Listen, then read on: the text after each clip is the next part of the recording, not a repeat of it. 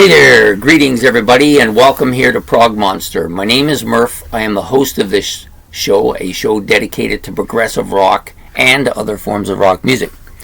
So we're here, back to the series we're running for the month of November. This is day number 27.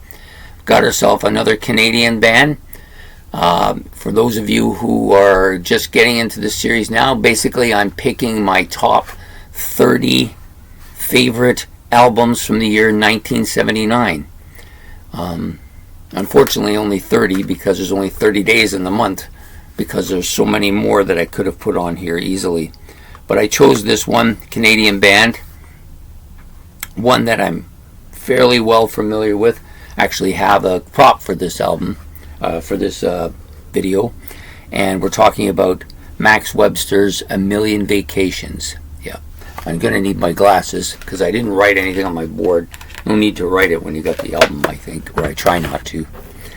So this album came out in 79, like every other one we're doing this month. I can't remember the month, but I think it was early on, but I could be wrong. Anyways, you've got Paradise Skies, of course. The opening track, really good. Really sets the tone, I think, for this album quite a bit. Lots of decent stuff on here. Sun Voices, I like that a lot. Moon Voices, I like that a lot.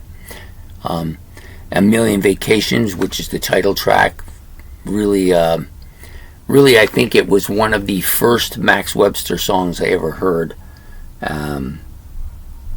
back when I was growing up. So that one I like. And then there's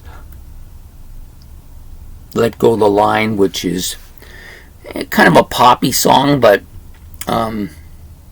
it's kind of memorable. I always, for some reason, I always remember that one, even though I haven't listened to this for a long time. I still always remember how good that song was.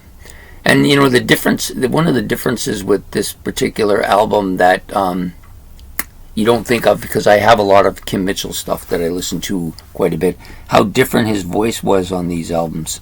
You know, I don't know if it was a little higher in pitch than it was on Kim Mitchell's. They tend to be a little bit deeper. And this one has absolutely no information on it. Look at that. What a wonderful cover, eh? Not a thing in there to tell you about. I was going to give you the list of people playing in the band, but obviously that's not going to happen from this. Although I do think it is on the back cover here, but it's just in handwriting. Just give me a second while I try to put it back in where it belongs so it doesn't get lost, which is usually what happens. Nope, these are just a list of tracks. It was produced by Max Webster, but it doesn't say anything about who played on the album. That's kind of stupid, eh? But anyways, we know that Kim Mitchell was on here. He was the vocalist and the lead guitar player. Well, basically the guitar player. I believe Pi Dubois played the drums, but as to the rest, I'm not 100% sure. So, and I didn't look it up because I figured it was on the album. Oh well.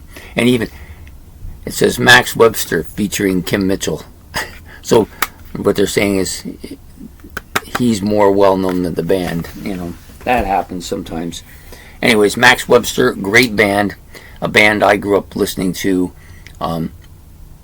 They were good friends with Rush as well, which made them more readily available to me because of that. And this album, it rocks, but it's kind of a poppy album as well. So it's, to be honest with you, I find Max Webster a little bit different than a lot of bands. They have a little bit of everything in their music. So there's some pop stuff here. There's some I don't know if there's any ballads on here. I don't think there is.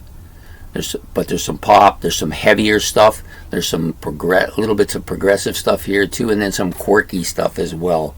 And it's almost like there's a little bit of that party element going on as well. So, yeah, a really good album. An album worth checking out if you haven't heard of these guys before. They're good. They got, I think,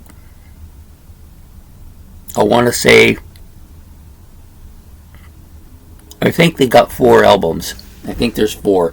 Kim Mitchell has much more, but yeah, great Great stuff. Just brings me back to those days, right?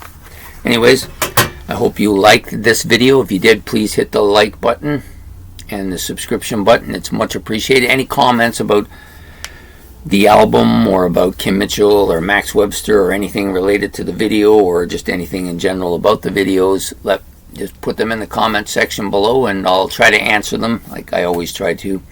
And we will see you we'll see you tomorrow. But this will come out tomorrow, and then we'll see you the next day for episode number 26, I believe. 26, day number 26. So have yourself a great day, and we will see you soon. Take care. Bye.